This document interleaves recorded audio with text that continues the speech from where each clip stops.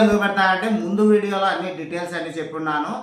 ఈ వీడియో ఏంటంటే వియ్యం పని చేసే ఆయన మా భూమి అక్రమంగా ఎక్కించుకున్నాడు.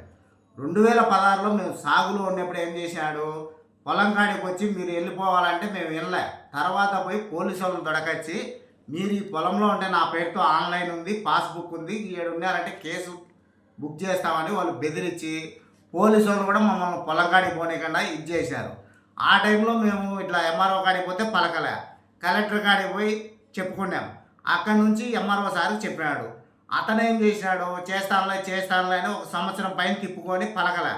మేము వాళ్ళని పైరు పెట్టనీయకుండా అడ్డుకుంటూ వచ్చినాం. అడ్డుకుంటా జరిగింది.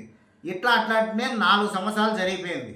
ఆ 4 సంవత్సరాలు జరిగిపోయినప్పుడు వాళ్ళు ఏం చెప్పారు, ఇట్లా స్పందన కానీ వాళ్ళు పద్ధత్యం పోతున్నారు, వాళ్ళ భూమి వాళ్ళకి ఎక్కియాల్సింది వస్తుంది అనే టైంలో వీళ్ళకి ఏం చెప్పాడేమో, అంతకుముందు సుధాకర్ విఆర్ఓ ఉన్నప్పుడు రిపోర్ట్ కరెక్ట్గా రాశాడు. ఇదంతా బీడు పడిపోయింది 2019 సంవత్సరంలో మీకు అవుతుంది అనే ఉద్దేశంతో వాళ్ళు చెప్పడంతో మీ ఎట్లయినా భూమి పోతుంది అనే ఉద్దేశంతో అన్ని ప్రీ ప్లాన్గా వాళ్ళు మాట్లాడుకొని పొలంలో ఒకటే 2 జేసీబీలు డౌజర్లు 30 మంది అనుచరులు వాళ్ళ లేబర్ని పెట్టుకొని నా మీద గొడవ చేపించడానికి నేను ఒక్కడిని పోయి అడ్డుకున్నా. నా భూమి తయారు చేస్తూ నా భూమి నాకు ఎక్కిస్తామంటున్నారు, మీరు వద్దంటే వినకుండా నా మీద క్రిమినల్ కేసులు, అటెంప్ట్ మర్డర్ కేసు, ఇట్లా 4 కేసులు పెట్టించారు. ఆ పెట్టించినప్పుడు ఇప్పుడు ఉన్న ఎంఆర్ఓ సార్ ఏమంటారంటే వేరేది ఏదన్నా ఉంటే ప్రూఫ్ చూపి అన్నాడు.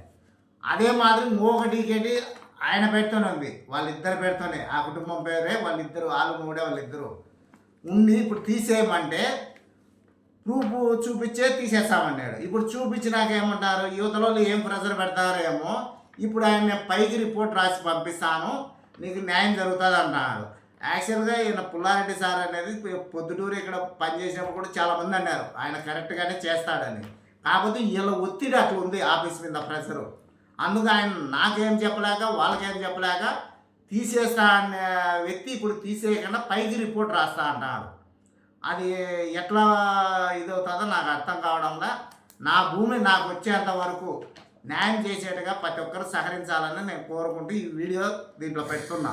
అతను వియ్యం పని చేసుకుంటే అధికారంలో ఉన్నాడు, అప్పుడు 85 వరకు ఉన్నప్పుడు ఎక్కించుకున్నాడు, సాగంతా అతను రాసుకున్నాడు.